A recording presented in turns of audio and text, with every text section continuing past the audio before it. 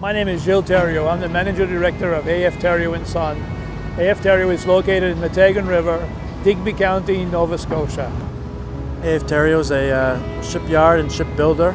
2018 is our 80th year anniversary. We build a variety of vessels. We build in steel, aluminum, composites, advanced composites. Ships, fishing vessels, aquaculture vessels, and pleasure crafts. The relationship with Cooke has been going on for more than a decade now. It's been a very vital relationship for our company. The Cooke's employees that we deal with really know the aquaculture industry. Very helpful to us because it's something new that we're getting into.